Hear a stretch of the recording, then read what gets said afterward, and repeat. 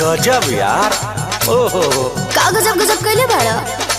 अरे तनी देखी देखी दिखाव का देखी हो।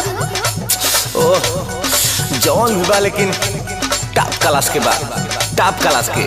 अच्छा ला सुना बड़ू प्यारी सनम तू कुंवारी सनम कहा बड़ू करवैले कलाकारी सनम। बोलो होश में रहो। और देत बाड़ू देवता तू अपने से नेवता आज न त काल होई जाई बुसिका। ए हो का कहना के पागल कोइलो समाना का कहना के पागल कोइलो समाना ढोढ़ी के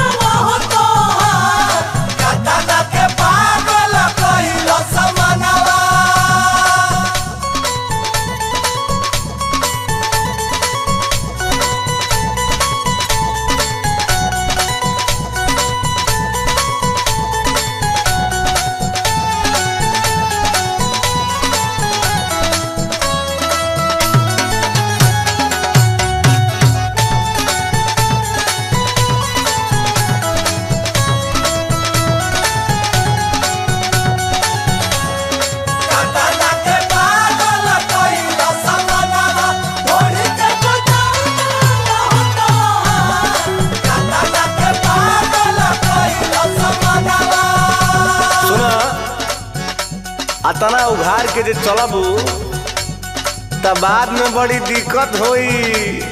का होयो बोलो। ला सुना तोहर आइल गोइल के नियो बवाल हो जाई लागी करफ्लू शहर हड़ताल हो जाई। एहू में सके बका हट हट हबके करब डरामा ई रोड तहरा बाप के न हो बड़े बड़े लोग मोर दीवाना सामान सड़क छाप के न हो।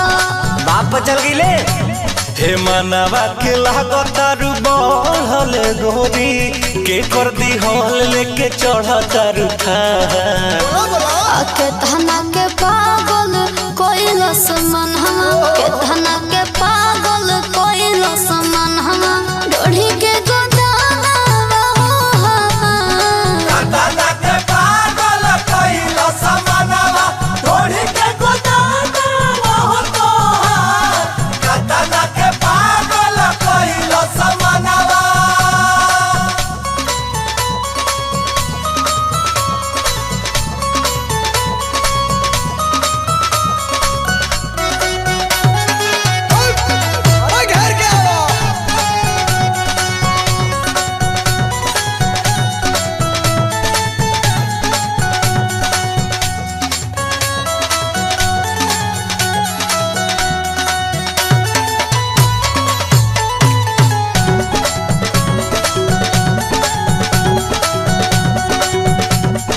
एगो बात बतावा एनिए ओनिए जेनिए तेनिए घूम घूम के जौन आग लगावत तारू ई सब ठीक बात ह बतावा।